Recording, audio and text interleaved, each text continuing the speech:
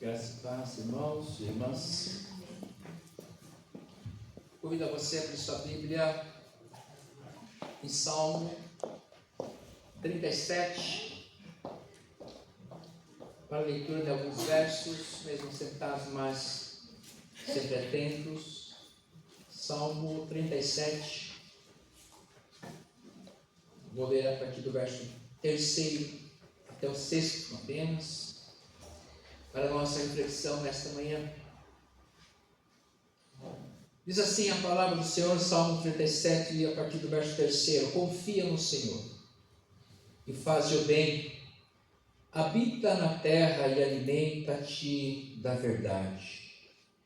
Agrada-te do Senhor e Ele satisfará os desejos do teu coração. Entrega o teu caminho ao Senhor, confia nele e o mais Ele fará. Farás sobressair a tua justiça como a luz e o teu direito como o sol ao meio-dia. Amém. Pai eterno, nós te rendemos graças nesse momento em que nos reunimos em culto de adoração ao teu nome santo. Te agradecemos por esse momento oportuno. Recebe o nosso louvor, a nossa gratidão. Perdoa os nossos pecados e nos alimente conforme a nossa necessidade. Que o teu Espírito Santo venha como fogo nos tocar, nos abençoar e nos purificar das nossas iniquidades. Fala conosco, nos alimente, é o que nós pedimos, clamamos no teu nome, Jesus, nosso Senhor e Salvador. Amém. Amada igreja, é um texto muito conhecido, de cor, por alguns de vocês, com certeza. E eu queria meditar nesses versos, porque é um texto, apesar de conhecido, é um texto que nos remete a muitas questões, a muitas coisas. É um salmo de sabedoria. Esse texto especial, ele é um poema acróstico, que traz em cada início do seu versículo lá no hebraico as letras do alfabeto hebraico. São de 22 letras. Se a gente pegar o texto no original, a gente vai conseguir enxergar isso. Então é um texto acróstico que começa a dizer aquilo que o Espírito Santo quer trazer ao seu povo de maneira organizada, poética. É um texto, é um salmo sapiencial, de sabedoria. E nós devemos então sempre estarmos olhando com cuidado para esses textos, Com certeza, quase todo esse salmo tem lá nas caixinhas de promessa, porque são textos com profundidade e traz mensagens confortadoras, principalmente, São textos que nos edificam, que nos levam a pensar na vida e a caminhar com o Senhor. E esse texto é um texto de sabedoria, como também é o Salmo 1, o Salmo 49 e outros, que a gente se depara com eles, percebe que são ensinamentos primordiais, fundamentais para a caminhada do povo de Deus. São orientações práticas, como Deus quer que vivamos a nossa vida. Aqui nós percebemos o como Deus quer que nós vivamos a nossa vida. Nós sabemos como viver. Você sabe como viver? Uma pergunta bem básica, mas que nos leva à reflexão. Como nós devemos viver? Nós sabemos como viver? E o texto nos traz essa reflexão, que nós devemos viver em conformidade à vontade do Senhor. Não como Paulo já nos remete lá em capítulo 12, diz Romanos 1 e 2, não vos conformeis com esse mundo.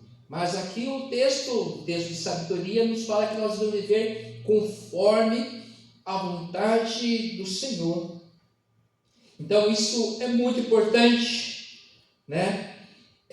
E ele mostra a prática disso. Ele vai nos mostrar o como devemos viver, e nisso decorre a nossa felicidade. A nossa felicidade está em nós entendermos isso, de sabermos como viver. Nós estamos vivendo, vocês estão aqui porque vocês estão vivos, né? Levantaram de manhã, fizeram as suas coisas, aquilo que você gosta, o café da manhã, nem tudo que você queria você teve, mas o que você gosta, minimamente você teve, você está vivendo. E eu pergunto a você mais uma vez, se é uma pergunta retórica, como você está vivendo? Você sabe como viver? Aqui a minha pergunta não é o você viver como você gosta. A minha pergunta é à luz da palavra de Deus, como você está vivendo?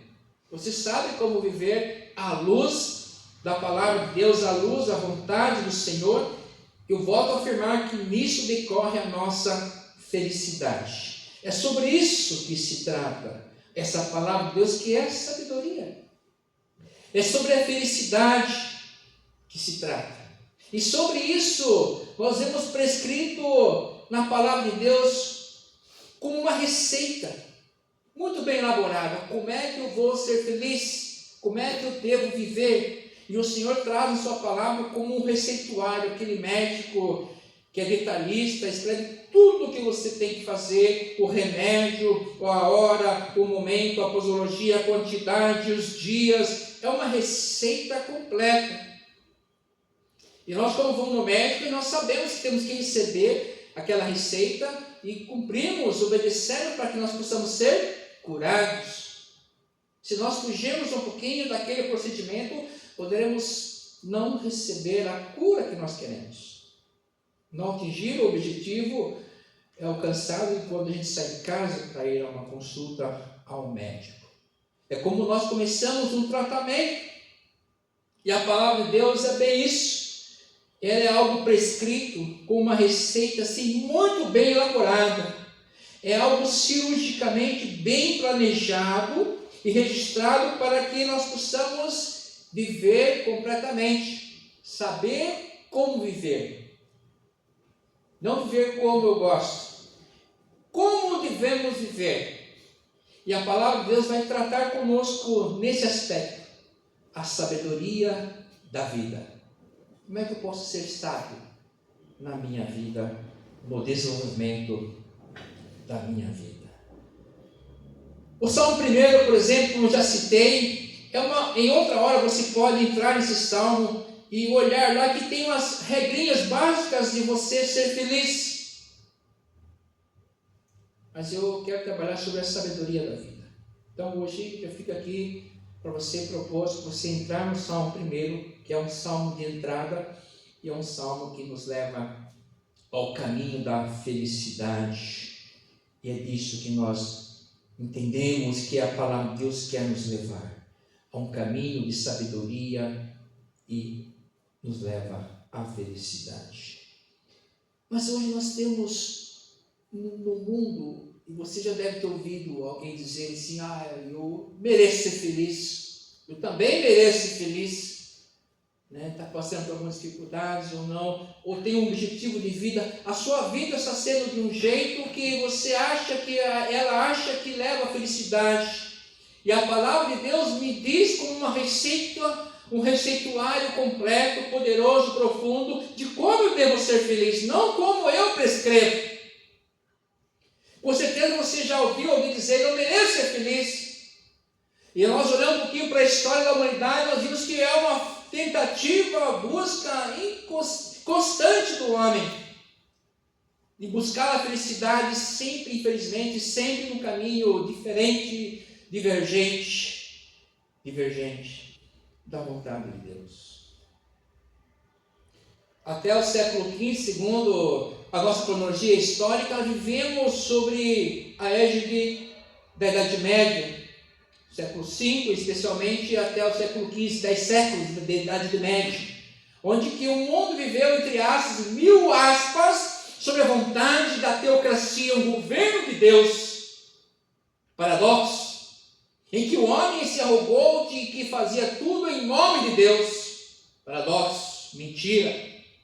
E a partir do século XV, com a modernidade, a chamada modernidade, que se arrasta até hoje, hoje se fala em pós-modernidade, e a gente não sabe quando isso começa, esse pós-modernidade, em que saímos do mundo teocrático, em que, entre aspas, Deus dirigia. A partir da idade moderna, agora o homem dirige. Tudo gira em torno do antropocentrismo, o homem no centro. Então, se nós antes vivíamos até a Idade Média no conceito de uma teologia, de uma vida teocrática dirigida por Deus, e hoje nós estamos sendo dirigidos pela vontade humana. E é por isso que nós vamos ouvir cada dia mais que eu mereço ser feliz. O homem, ele esquece, abandona o caminho de Deus e passa a viver no seu caminho. E o pior ainda, ele pega o caminho de Deus e coloca o seu caminho sobre o caminho de Deus, e aí quer traçar os seus próprios caminhos, e aí quer encontrar a felicidade. Eu digo para você, isso não é possível, porque a palavra de Deus me diz que a felicidade está nele, no caminho que ele traçar para mim. Eu posso escolher o outro caminho? Posso. Nós fazemos isso com constância. Mas vamos ao texto. O versículo 3: confia no Senhor e faz o bem, habita na terra e alimenta-te da verdade. Esse é um texto bastante genérico. Ele diz tudo e não diz muita coisa. Muita coisa prática. É bem genérico. Confia no Senhor e faz o bem, tá? Eu entendi, mas como? O que é isso?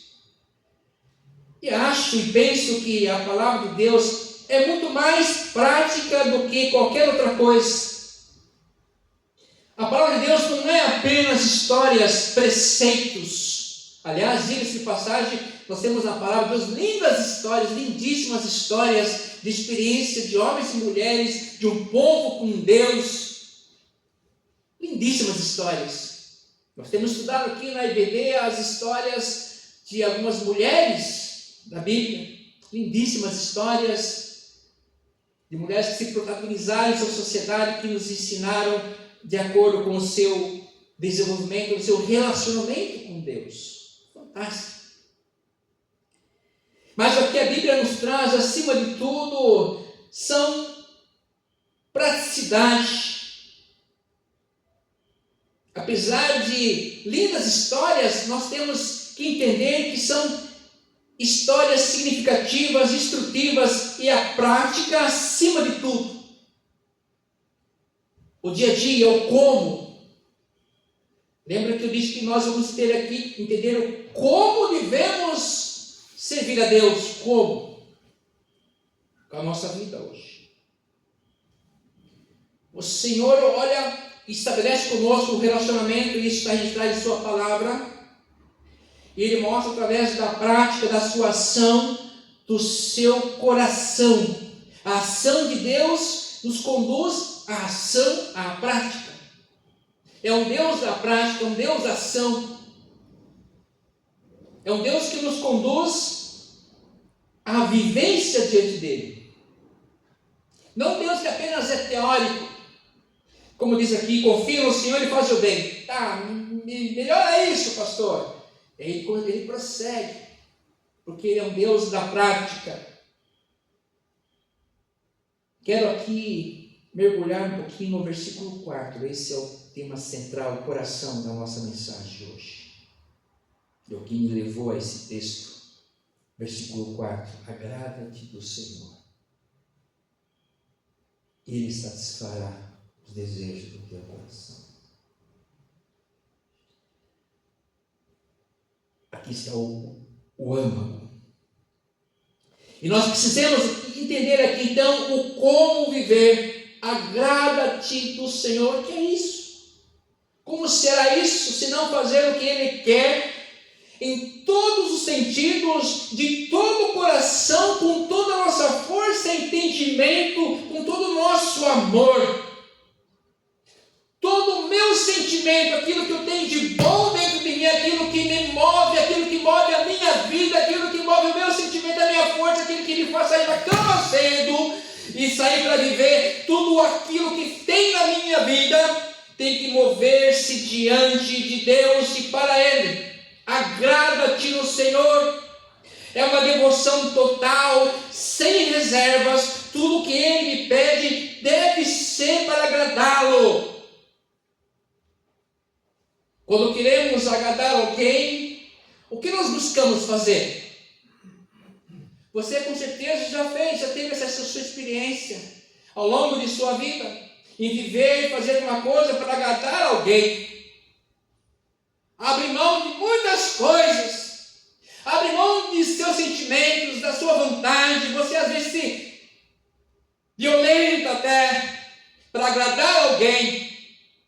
E às vezes você usa até a Bíblia, a palavra de Deus, para olhar que não estou no caminho certo. Nós fazemos isso, fazemos, sacrifício fazemos, porque a palavra de Deus é verdade e nos orienta assim muitas vezes. Nós sacrificamos muitas coisas para agradar alguém. Mas agora eu vou colocar diante de você o próprio Deus, que fala assim: agrada-te do Senhor. O que é isso? Como é que eu vou agradar esse Deus? Como é que eu consigo agradar a Deus? Alguém que me conhece na intimidade, na minha assim mais íntima, no profundo do meu ser, conhece meus pensamentos, as minhas práticas, os meus desejos. Como é que eu vou agradar a Deus? Como é que eu chego nesse nível, pastor? E é quando nós entendemos e praticarmos o agrada-te do Senhor, então a nossa vida terá um sentido real. O que nós pedimos terá um sentido real, um valor especial. É um sinal que nós entregamos tudo, é um sinal que nós confiamos tudo e que o mais Ele fará. É a sequência. Quando nós entendemos o que é agradar a Deus, fazer tudo para agradá-lo. Então, às vezes, nós precisamos pegar o Senhor, tirar aquela imagem, aquela pessoa, aquele sacrifício lá que nós vivemos para agradar, para ficar ali sempre agradando, e colocarmos Deus ali, o Senhor.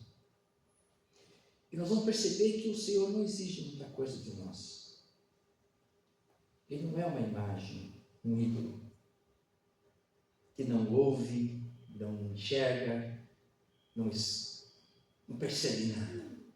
Ele é um Deus que nos conhece na intimidade e nos ama de paixão. É por isso que Ele não quer que nós façamos imagem de escultura. Não precisamos. Porque as imagens de escultura requerem muito esforço de cada um de nós. Agradar as pessoas requer muito sacrifício de nós. E nós passamos até adorar essa pessoa, adorar essa coisa, porque nós passamos a servir aquela coisa. E o Senhor fala assim: agrada-te do Senhor. É viver com Ele, sob a sua orientação, sob a sua sabedoria, cada momento. Desde o momento que nós levantamos na cama, e tem que levantar devagar, né? Se você tem tensão óssea, levantar correndo, você pode se cair, né? Já acontece com você? Levanta-se correndo, tudo dá uma tontura, você tem que sentar de novo. Desde o primeiro momento, começa a pensar em agradar ao Senhor. No bom dia, que às vezes você não quer dar o bom dia. Às vezes não quer dar o bom dia. Aí toma o café, prepara o café e vai para o trabalho, e no trânsito. Então, vamos pensando nisso como? Como que eu vou agradar ao Senhor? É nas mínimas coisas, viu? Não é você planejar um projeto faraônico gigantesco, porque o meu Deus é grande, a obra dele é grande. Não, é nas mínimas coisas. Nas coisas pititicas que Ele quer fazer a transformação na nossa vida, na minha, na sua vida. Porque nas pequenas coisas nós às vezes perdemos. Ele é assim, é um Deus da sinceridade, um Deus do toque, um Deus da atenção. É um Deus que não exige muito de mim, de você, porque Ele me conhece. Ele fala assim, ó, me agrade, não é preciso muito. É só você colocar o seu coração diante de mim, que eu vou trabalhar nisso, inclusive.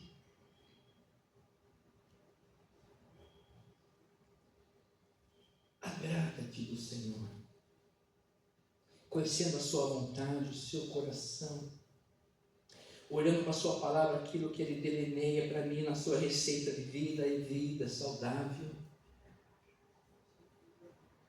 Ele pede algumas coisas para mim que é para o meu bem, e eu vou agradá-lo se eu olhar para essa receita e seguir rigorosamente. Nunca me afastando da sua presença. Eu vou estar agradando Ele. A segunda parte, quando eu entender isso, resolver o como, nas mínimas coisas, eu vou chegar na segunda parte desse versículo 4. E aí Ele satisfará o desejo do teu coração. Aí tudo que eu vou pedir para Ele vai ter sentido, não vai ser porcaria, buxinganga. Porque eu estou agradando ao Senhor. Há uma interatividade, uma comunhão plena com o Espírito Santo. E eu vou sendo transformado, renovado, vou valorizando aquilo que tem valor. Eu vou me sacrificando aquilo que de fato vale a pena. Eu vou sendo purificado pelo poder do Espírito Santo da sua palavra. E vou me tornar uma pessoa cada dia melhor e com mais visão de mundo. Porque estou agradando ao Senhor. Estou conhecendo esse Deus que me conhece integralmente. E Ele vai me ajudando nas mínimas coisas. E Ele vai transformando e preparando tudo para mim, porque Ele conhece o meu coração. E Ele vai atender aos desejos do meu coração, porque o meu coração passa a ser um coração melhor quando eu agrado ao Senhor. Às vezes, quando eu agrado uma outra pessoa, pode ser que não alcance muitas coisas. Pelo contrário, ou seja, cada dia mais escravo daquela pessoa. Mas quando eu agrado ao Senhor, inclusive disso, Ele me liberta.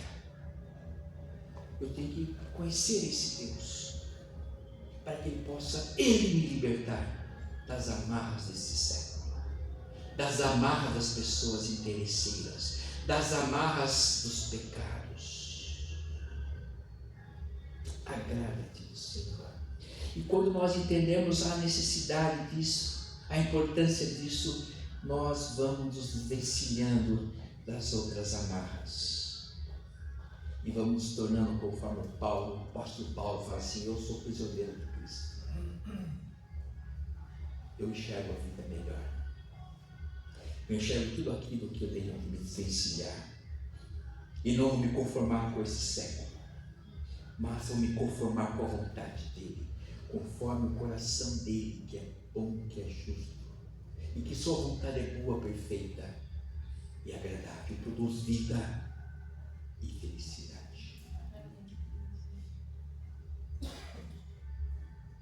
E aí Ele fala assim, olha, entrega o teu caminho ao Senhor, confia, e o mais Ele fará. E quando nós entendemos nesse caminhar, que Deus nos abençoe em todos os aspectos, nós entenderemos também Mateus 6,33, buscar em primeiro lugar o seu reino, o reino de Deus e a sua justiça. A sua justiça é o agradar ao Senhor. Quer dizer, mais coisas vos serão acrescentadas, as bugigangas inclusive. E é nessa ordem. Eu busco o Senhor em primeiro lugar, e a sua justiça, agradando ao Senhor. Depois Ele vai satisfazer os desejos do nosso coração. Agrada-te do Senhor, agrada-te dEle. Tenha prazer nele, na sua obra, faça tudo o que você puder fazer, faça com o seu coração inteiro no altar dele, aquilo que é obra dele, aquilo que você entende que é obra dele, aquilo que é agradá-lo, vai fazer feliz, você faça e ele vai te abençoar. É a promessa dele.